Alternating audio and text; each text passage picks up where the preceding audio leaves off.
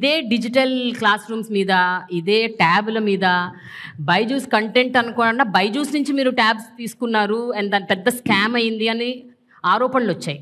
Sir ఏంటి sir ఇది? అంటే ఇది రిపీటెడ్గా కంటిన్యూస్గా నేను వింటూ ఉన్నాను. I have been listening to this that a major scam happened. మీరేమంటారు దీని గురించి? మన ఆంధ్ర రాష్ట్ర రాజకీయాల్లోనే ఇలా ఇటువంటి రకమైన పరిణామాలు చూసి ఒకసారి బాధ అనిపిస్తుంది. సరే అని రిపీటెడ్గా చెప్తున్నా సరే, బైజూస్ కంటెంట్కిను ట్యాబ్స్కి ఏం సంబంధమ్మా? బైజూస్ కంపెనీ ఏదైనా ట్యాబ్స్ మ్యానుఫ్యాక్చరింగ్ ఉందా? లేదు వాళ్ళకి ఏమైనా బైజూస్తో వచ్చి వాళ్ళకి ఏమైనా టైడప్ ఉందా?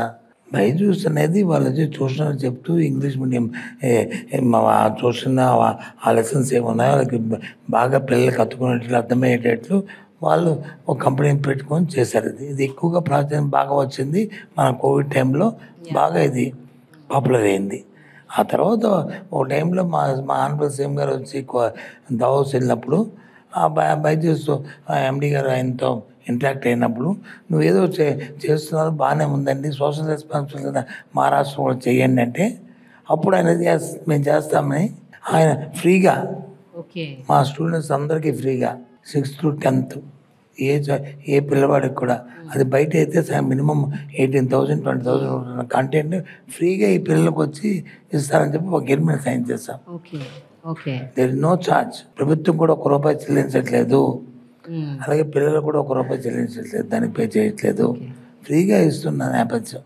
ఇచ్చిన తర్వాత వాటిని ట్యాబ్స్ని వచ్చి మా సీఎం గారు వచ్చి 8th క్లాస్ పిల్లలకు వచ్చి డిజిటల్ ఎడ్యుకేషన్ వచ్చిన తర్వాత వీళ్ళకి కూడా ఉన్నా కదా, పాపం మీరు ఆ ట్యాబ్ను కొనుక్కోలేరు కదా, అది ఇద్దామని ఆలోచన చేస్తూ లాస్ట్ ఇయర్ నుంచి ప్రోగ్రామ్ తీసుకున్నాం. ప్రతి సంవత్సరం 8th క్లాస్ స్టూడెంట్ ఎవరున్నారు న్యూ ఎయిట్ అంటే వచ్చేవాళ్ళు 7th నుంచి పాస్ అయ్యి 8th క్లాస్కి వచ్చిన పిల్లలకి ఓ ట్యాబ్ ఇవ్వాలి. ఆ ట్యాబ్ వచ్చి 8th, 9th, 10th వరకు ఉంచుకున్న తర్వాత ఆ ట్యాబ్ని వాళ్ళు అయిపోయిన తర్వాత ఇంకా పట్టుకోవచ్చు. ఈ 3 years మాత్రం మన స్కూల్లో వస్తున్న ఇక బైజూస్తో పాటు స్కూల్లో టీచర్స్ ఇస్తున్న కంటెంట్ అంతటినీ కూడా ట్రాన్స్ఫర్ చేసుకుని అది యూజ్ చేయాలని దానికి ఒక సెంట్రలైజ్ సిస్టమ్ పెట్టాం.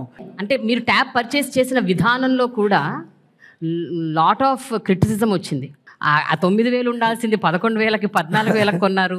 So what you have to say about all this sir? నాకు అందుకే అనిపిస్తుంది, I'm not a new in politics, 30 years పెట్టున్నాను.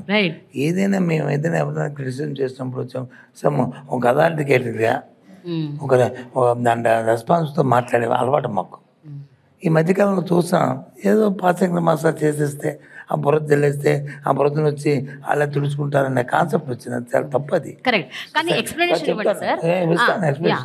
ఇప్పుడు ట్యాబ్ అనేది మీకు ఏదైతే అమెజాన్ అలాంటివి ఉన్నాయో చూసుకుంటే, ఆన్లైన్ చూసుకుంటే ఏదైతే కాస్ట్ ఉందో మేము కొన్ని కాస్ట్ కంటే దానికంటే మేము కొన్ని కాస్ట్ తక్కువ. ఇది గ్లోబల్ టెండర్ పిలిచాము, జ్యుడిషియల్ ప్రివ్యూ జరిగింది.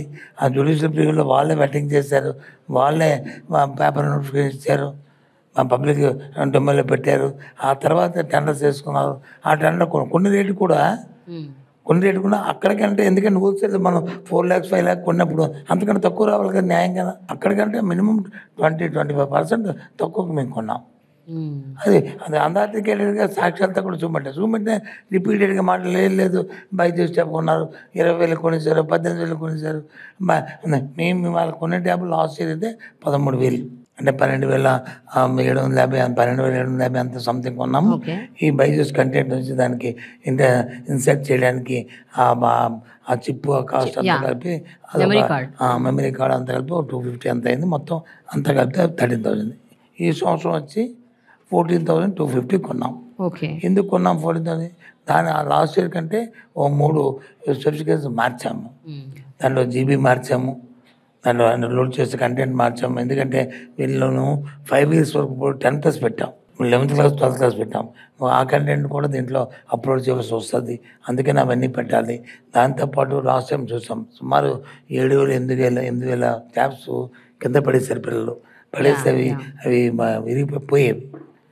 మనకు వారంటీలు ఏంటంటే కింద పడే డిస్ట్రాయ్ అయితే వాళ్ళు చేంజ్ చేయడానికి లేదు, వాళ్ళకి మళ్ళీ కొత్త ఇవ్వాల్సి వస్తుంది.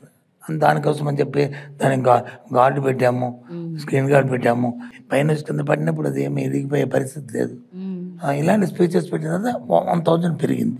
ఓకే. వాటికి అదే బయట పప్పు మార్కెట్లు అయితే మినిమం 2,500 2,500 3,000 రూపాయలు ఉంటుంది. ఇంత మైక్రో కేర్ అన్నది ఎట్లా పాసిబుల్ అయింది సార్? అంటే ఎవరు, అంటే who is doing all this?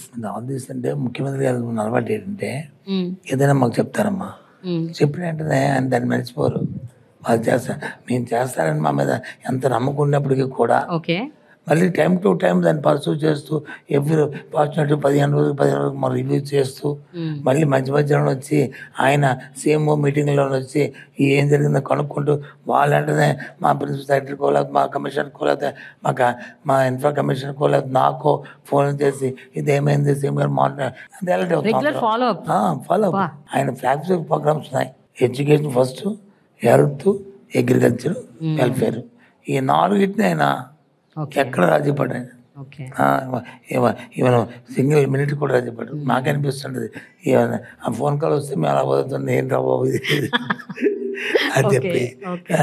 Even ఎందుకు గోరుముద్ద ఉందా, గోరుముద్ద